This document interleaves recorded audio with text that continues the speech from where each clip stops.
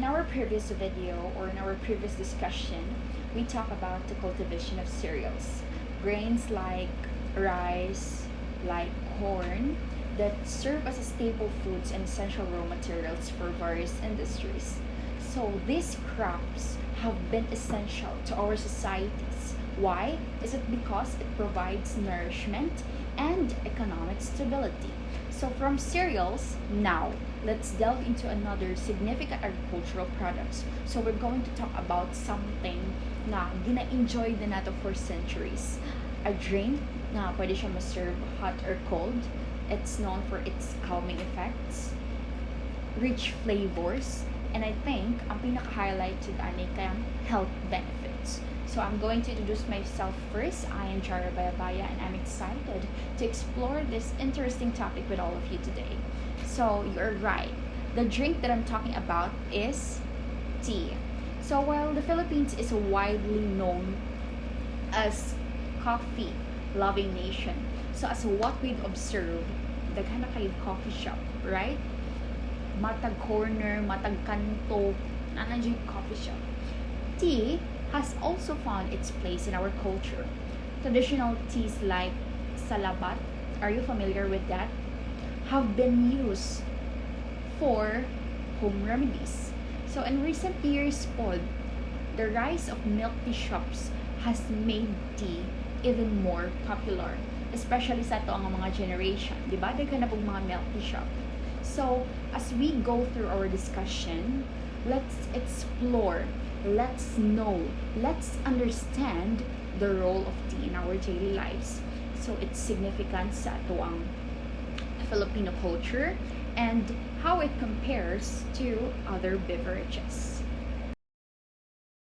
Now, let's know what is tea.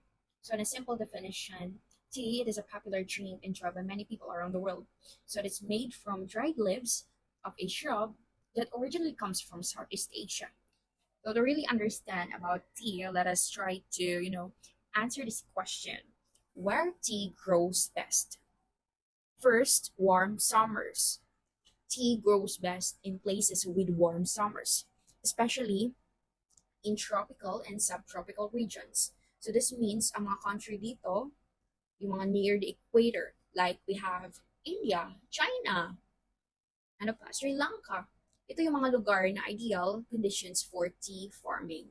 So the warm weather, it helps the plants to grow strong, and of course, nagpo-produce ito ng high quality leaves. Second, we have the lots of rain. Tea also needs a lot of water so they can grow well in places sa mga lugar na iyan. Pangatlo, grow best on hill slopes. Bakit kaya? It is because yung rainwater can flow away easily kasi nasa hill nasa hill slopes. And it can prevent from water from collecting around the roots kasi magkaka-damage yung plants. Another important factor is labor. Nakalagay dito, hands off women. Hindi literally na mag-grow well sila sa kamay ng mga babae. What does it mean? It means that kasi yung tea farming, it requires a lot of work. And workers must carefully pick the leaves. Ipa-dry pa na nimo properly, and of course, ipack pa nimo na siya if i-sale nimo. Since tea is produced in large amounts, farms need many workers who are skilled in handling the tea leaves. And bakit kaya yung mga babae?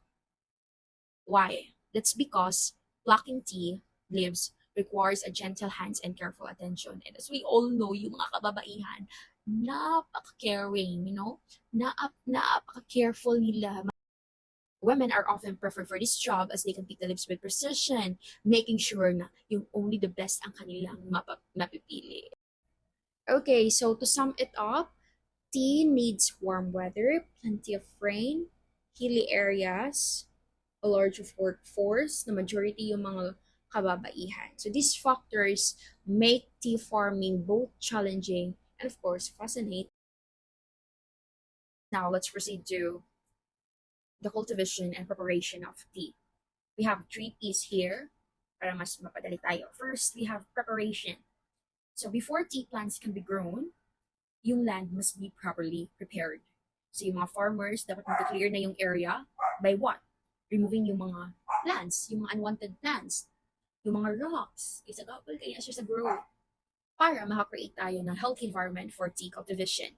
And with that, this ensures that yung soil merong enough na nutrients, proper yung drainage, and by preparing also, malalaman din natin kung may access ba ito to sunlight, which are all essential for the healthy growth of tea plants. That is why the first step if mag-planta og tea preparation, you must prepare the land. You must prepare everything. Okay? Next one, planting. The next P is planting. Once that once the land is ready, tea seedlings are first grown in a nursery until ma-reach nila yung 1 foot in height. So these young plants are then carefully transplanted into the main tea garden with each seedling spaced about 4 feet apart. So the spacing allows the plants to receive adequate sunlight for air circulation and nutrients na nagpo-promote ng healthy growth. Third, production. Tea plants take about 3 years to mature before sila ma-ready for harvesting. So once the bushes are fully grown, workers, yung mga farmers, begin picking the young. So yung tender leaves from the cup. So these fresh leaves undergo processing to create different types of tea enjoyed worldwide. So this three steps process with preparation, planting, and production, the three P's, ensures a successful tea harvest and high quality tea for consumers. So why is this important? It is because proper land preparation nag-ensure ito ng healthy plant growth.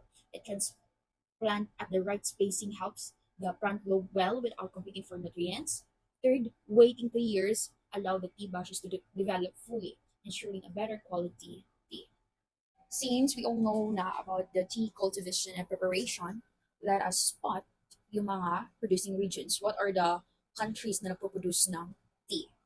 For the dark shaded areas, we have China. Mostly dyan sa hilly regions of the southeast between Shanghai and Hong Kong, nagpo-produce dyan ng tea. In India and Pakistan, mainly sa Assam, sa northeast, and the Nilgiri Hills, Nilgiri Hills sa southwest. Sa Sri Lanka, we have a major tea producer. Japan, southern regions, Java or Indonesia, and many more. For the lightly shaded regions, yung mga ibang lugar naman na nag-produce ng tea, we have Africa, we have Pacific and Caribbean, we have Transcaucasia. So these are the main tea producing regions. Let's explore how the production and trade of tea change over time and how different countries consume it. First, China's early monopoly on tea before 1840. So in the early 19th century, yung China guys, sila lang yung country na nag-export ng tea. So this meant that if anyone in Europe, if anyone in Asia or anywhere else wanted tea, they had to buy it from China. Kasi sila lang yung nag-export ng tea. And tea was in high demand. And China had complete control over its trade. However, this was about to change kasi yung British na major consumers of tea wanted to break this monopoly and produce their own supply. So the rise of India as a tea producer after 1840. So to reduce their dependence on China, ang ginawa ng British, they introduced tea farming in India. Bakit sa India?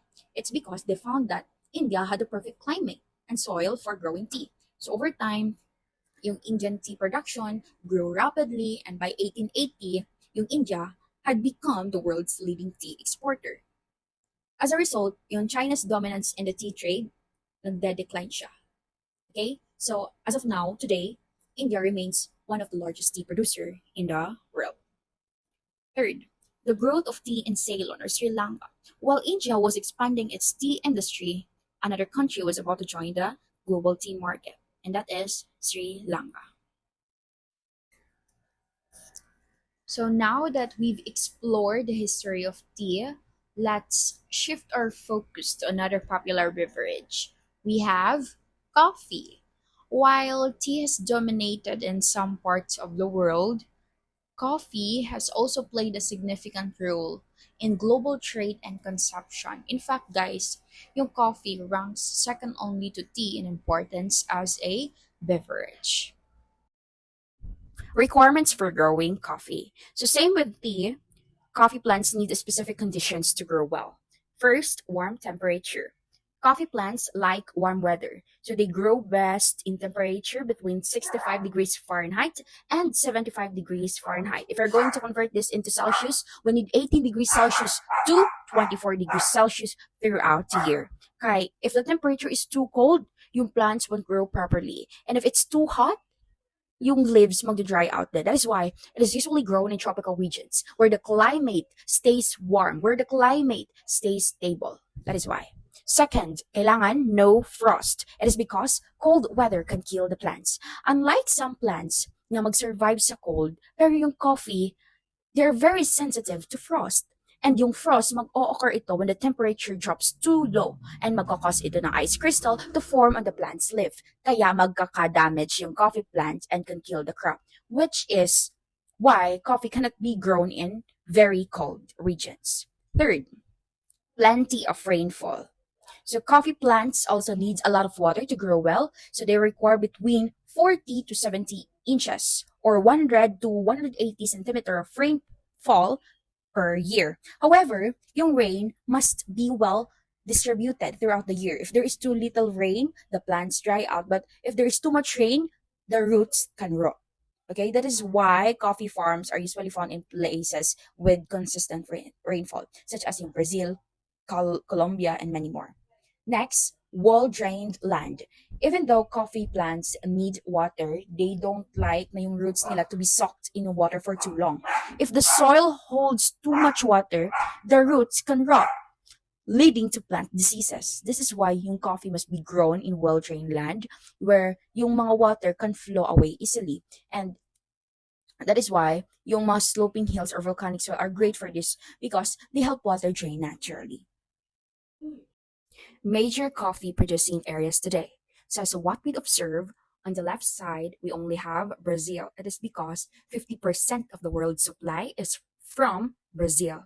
However, yung Brazilian coffee is often considered lower in quality compared sa ibang coffee from other countries. This is because the methods of preparing coffee for the market are not always as careful or refined.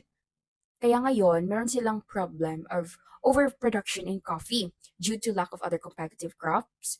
Yung coffee production nag-increase rapidly that it outpaced the demand in Europe and America. Since Brazilian coffee is not of the highest quality, mas nauunang masusold yung ibang coffee from other regions. Okay? So next, on the right side, we have from other regions, including Colombia, Ethiopia, Guatemala, Jamaica, Indonesia. So these regions focus on quality over quantity, producing a premium, producing high-grade coffee, na carefully process to bring out the best flavors. Okay, so now that we are done with the coffee and tea, yung production nila, yung cultivation, yung challenges, yung possible solutions.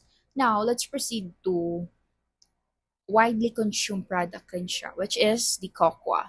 So just like the coffee, yung cocoa, it is also a tropical crop that plays a major role sa global trade and essential siya for making one of the world's favorite treats. Paborito ng mga bata, we have chocolate. But unlike coffee, which comes from roasted beans, yung cocoa naman, it comes from the fruit of the cacao tree. To produce a high-quality cocoa, the cacao tree requires a specific growing conditions. So these conditions are mainly found in tropical regions near the equator. So let's break this down into three. First, we need high temperatures. Cocoa trees need a great temperatures. With temperatures around 80 degrees Fahrenheit, if you're going to convert this into Celsius, we need 27 degrees Celsius. So the daily and seasonal temperature variations should be small, less than 15 degrees Fahrenheit, as sudden changes can harm the trees. Second, we need plenty of rainfall. So the cacao trees requires at least 50 inches or 127 centimeter of rainfall per year. And kailangan well distributed din ito throughout the year. If there are long dry periods, the trees may not produce good quality. So kailangan well distributed talaga yung rainfall. Pangatlo, we also need a well-drained, porous soil. What does it mean? The soil must be light, the soil must be rich in nutrients, the soil dapat siya well-drained to prevent waterlogging, which can cause root rot. So porous soil, manggod, it allows the roots to absorb moisture while still getting enough oxygen. So we need those 3. Finally, we understand the ideal conditions for cocoa cultivation. So now let's take a look on the graph where cocoa is produced around the world. So cocoa is mainly grown in tropical regions near the equator, where the climate provides the heat, rainfall, soil needed for the cacao tree to thrive. First, ano muna dyan, we have West Africa, known as the leading producer. So West Africa is the world's top cocoa producing region, with countries like Ghana, Cameroon, Nigeria, and many more. So West Africa is responsible for more than 70% of the world's cocoa production, with Ghana being one of the most producers of high quality cocoa beans. Next to that is the Americas. Cocoa is also grown in several countries across South America, Central America, including Brazil, one of the largest producers in the region, Ecuador, famous sila for its fine flavored cocoa known as Ariba, Venezuela, Colombia, West Indies. While the Americas were the original home of cocoa, production has shifted over time, with West Africa now dominating the industry. Third, we have Asia, a small but growing industry. So cocoa production in Asia is less developed, but some plantation exist, kaya pang tatlo siya. We have Ceylon in Sri Lanka, Java in Indonesia. Although cocoa is not a major crop in Asia, interest in cultivation is growing, especially in countries with hot, yung wet climates meron sila, that match cocoa's requirements. Thus, tea, coffee, and cocoa have shaped economies, cultures, and global trade for centuries. Each of these crops has unique cultivation requirements, production processes, and major growing regions, but they all share one thing in common. They are among the most widely consumed beverages and food products in the world. Thank you.